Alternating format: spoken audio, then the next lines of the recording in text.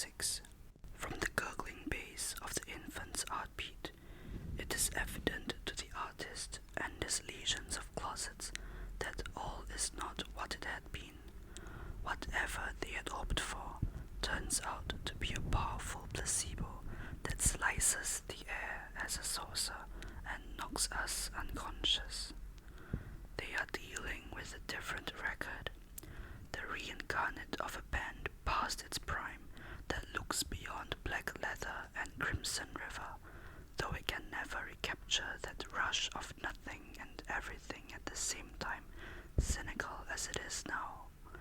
Despite the valiant attempt to unlock the iron lung, the rendition, at least on compact disc, recalls a surly, monk-like winter, whereas the original vinyl recalls the veil of autumnal longing, electric fuzz, and the grays of 5 o'clock shadow.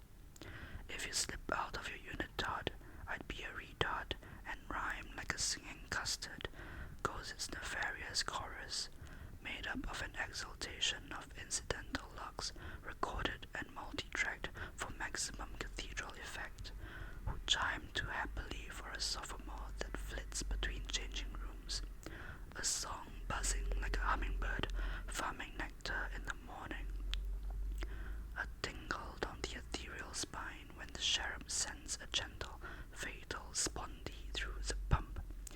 Yet another bamboozle comes along, this time as an industrial elephant trundles all over the ivory factory in the middle of corporate lunch. I surrender.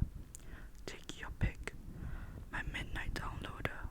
This clip has everything, from an electro-clash aesthetic in a cavernous studio to a folktronica genie swinging between palms in a tree-lined boulevard. All demographics are covered.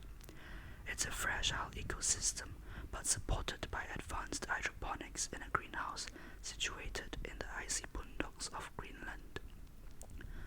We can gaze out at digital dunes and waves in a rueful French movie about life, death, and platinum blonde divorcees, cycles that beget love and regret and the best sucker punch balladry this side of the Pacific, while all people want these days is room service, pretzels, and in-house porn channel. Memory is a past dragon fruit that implodes, then turns the blokes soft like Persians. Here the song spliced in an underground remix by pirate DJs, as evidenced in the way shards of the bass clarinet break through the sheen of the organist's cavalier attitude. In the expensive Ersatz low-budget music video, the frontman, who is simply called K, struts into the analog club as a dictator who rifles through the uniform catalog, confiscates the video nasties, and lets loose his Catholic consumption. Beneath the straight-acting secretariat's proper attire is a grindhouse butterfly in borrowed finery, comprising a mask, cape, and gloves sprinkled with silver glitter. In the centerpiece called A Girl Named Savagery, Kay turns out to be a facile cheerleader with tangerine wig who plays footsie under the table with the director while singing disco homilies like "I have never been to me" or "You don't know how I feel." Without giving away any rapscallions of the plot, let's just say that there is a 20-minute long hidden track, only audible to the lupine pundits among us, a dog whistle perhaps. Only rhythm and stealth will repay patient crime busters who patrol these dark alleys in the name of goodness and cherry pops. Here you may encounter a behemoth of white nothing, but if you get lucky, a villainess in crimson spandex and velcroed red patterned leather boots and a whip that snaps like inspiration. And if you stay till the disc stops spinning, out bursts a hissing 2-foot-long worm that writhes and wriggles like a ballet dancer on fire. The penultimate track, The Day I Lost You Forever, aka Chinese Whispers, is John's personal favorite among the dozen moons in the galaxy.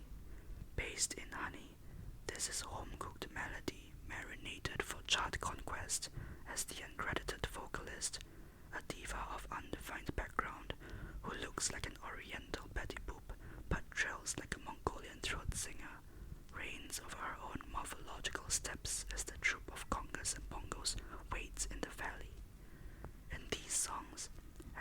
develops in much mechanical engineering or rocket science.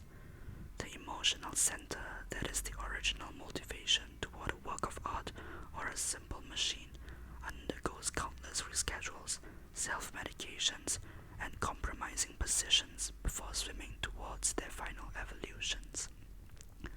The trigger is caused not by destiny or serendipitous eavesdropping to the sound bites of others, but by tirelessly mushrooming in the home studio. Remember the bridges and B-sides that a single electric guitar riff, a bone crunch, or an Appalachian murmur gives birth to in the pod. These influence the face of the blue planet, even as they contribute to it and become part of its organic telecommunications network, for which humans are ultimately responsible. In other words, you can bisect this album with a buzzsaw and see what you want to see, feel what you want to feel. It's either a spoked Manolo or a camel toe, as a fashion writer